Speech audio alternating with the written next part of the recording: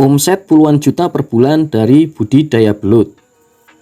Sebelumnya, jangan lupa like, share, dan subscribe agar saya lebih bersemangat membuat konten untuk kalian.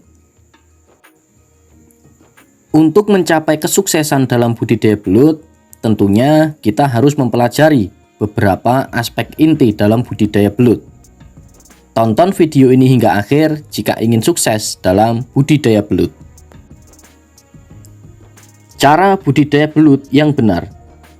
Sahabat-sahabat ternak, sebelum kita memulai untuk budidaya belut, tentunya kita harus mempelajari dulu dasar-dasar dalam budidaya belut, baik kelebihan ataupun kekurangannya.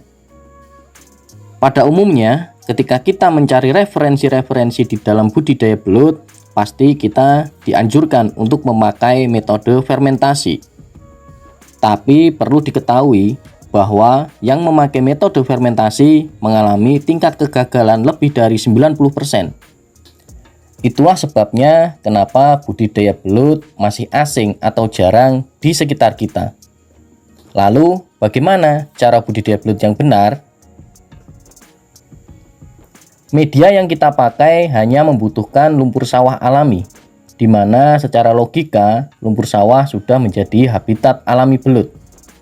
Hal itu lebih efektif dan efisien daripada kita harus melakukan fermentasi berbulan-bulan hanya untuk membuat media.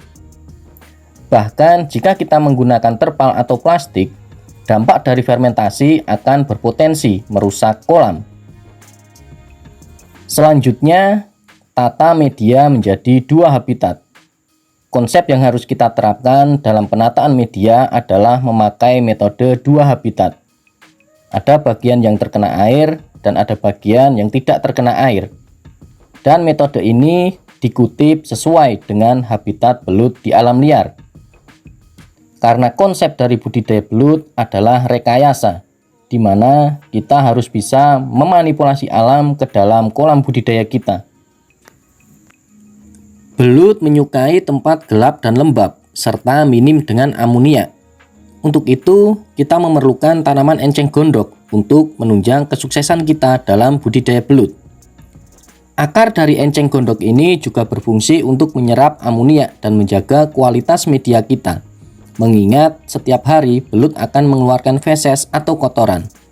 Otomatis, semakin hari keadaan kolam kita akan semakin ekstrim. Sahabat-sahabat ternak, syarat penaburan bibit belut ada dua. Pertama, kolam harus dalam keadaan rimbun atau dipenuhi dengan tanaman enceng gondok. Dan yang kedua, stok makanan alami di kolam budidaya kita harus sudah terpenuhi. Contohnya, anakan ikan, anakan katak, belatung, dan maggot BSF. Karena konsep yang kita pakai untuk pemberian makanannya adalah konsep rantai makanan, di mana belut akan menjadi puncak rantai makanan di kolam budidaya kita. Dan untuk segi perawatannya, kita hanya harus mengontrol keadaan air dan ketersediaan pakan alaminya. Ketika air sudah keruh, kita harus menggantinya. Dan ketika stok makanan alami tinggal sedikit, kita hanya perlu menambah reaktor penumbuh pakan alami. Untuk masa panen dalam budidaya belut sekitar 4-6 bulan. Komen di bawah untuk rekomendasi video selanjutnya.